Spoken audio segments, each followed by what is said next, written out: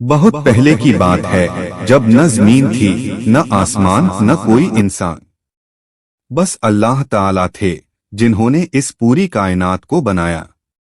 سورج، چاند، ستارے، پہاڑ، دریا، ہر چیز کو انہوں نے اپنے حکم سے پیدا کیا۔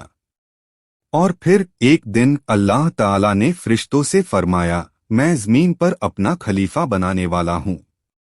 فرشتوں نے ادب سے کہا، اے ہمارے رب، کیا تو وہاں ایسے کو پیدا کرے گا جو خون خرابہ کرے گا اور فساد پھیلائے گا، جبکہ ہم تیری تسبیح اور حمد بیان کرتے ہیں؟ اللہ تعالیٰ نے فرمایا، میں وہ جانتا ہوں جو تم نہیں جانتے۔ پھر اللہ تعالیٰ نے مٹی سے آدم علیہ السلام کو بنایا اور ان میں اپنی روح پھونکی۔ جیسے ہی ان میں جان آئی، انہوں نے اللہ کی حمد کی۔ اللہ نے انہیں بے انتہا علم دیا اور ہر چیز کے نام سکھائے۔ پھر اللہ تعالیٰ نے فرشتوں کو حکم دیا، آدم علیہ السلام کو سجدہ کرو۔ سب فرشتوں نے سجدہ کیا مگر ابلیس نے انکار کر دیا۔ اس نے گھمنڈ کیا اور کہا، میں آگ سے بنا ہوں اور یہ مٹی سے بنے ہیں، میں اس سے بہتر ہوں، میں اسے سجدہ نہیں کروں گا۔ اللہ تعالیٰ نے ابلیس پر غضب نازل کیا اور اسے ہمیشہ کے لیے رحمت سے دور کر دیا۔ ابلیس نے اللہ سے مہلت مانگی اور قسم کھائی کہ وہ آدم علیہ السلام اور ان کی اولاد کو بہکائے گا۔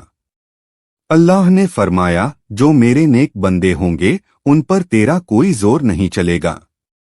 پھر اللہ تعالیٰ نے آدم علیہ السلام کو جنت میں بسایا اور ان کی جوڑی حوا علیہ السلام کو بنایا تاکہ وہ اکیلے نہ رہیں۔ جنت میں ہر طرح کی نعمتیں تھیں اور اللہ نے انہیں وہاں آرام سے رہنے کا حکم دیا، لیکن ساتھ ہی ایک ہدایت بھی دی، اس خاص درخت کا پھل مت کھانا۔ ابلیس نے اس موقع کو اپنے فائدے کے لیے استعمال کیا۔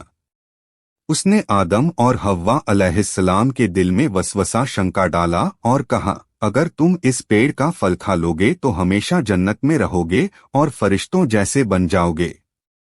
آدم اور حوا علیہ السلام شیطان کی باتوں میں آ گئے اور اس پیڑ کا پھل کھا لیا۔ جیسے ہی انہوں نے پھل کھایا، ان کا جنتی لباس اتر گیا اور انہیں اپنی غلطی کا احساس ہوا۔ انہوں نے سچے دل سے اللہ سے توبہ کی اور کہا، اے ہمارے رب، ہم نے اپنی جانوں پر ظلم کیا، اگر تو ہمیں معاف نہ کرے گا اور رحم نہ کرے گا تو ہم برباد ہو جائیں گے۔ اللہ تعالیٰ نے ان کی توبہ قبول کر لی مگر انہیں جنت سے اتار کر زمین پر بھیج دیا۔ اب ان کی اصلی آزمائش شروع ہوئی۔ آدم علیہ السلام اور حوا علیہ السلام زمین پر آ گئے اور ان کی اولاد سے انسانوں کی نسل شروع ہوئی۔ اب انسانوں کو اللہ کی راہ پر چل کر سچائی اور نیک کاموں سے اپنی جنت واپس پانی تھی۔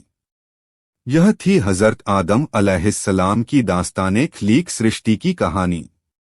اگر آپ کو یہ کہانی پسند آئی ہو تو ہمارے چینل کو سبسکرائب کریں اور اگلی کہانی کے لیے جڑے رہیں۔ اگلی بار ہم آپ کو سنائیں گے حابیل اور قابیل کا واقعہ، جو انسانوں کے پہلے قتل کی گھٹنا تھی۔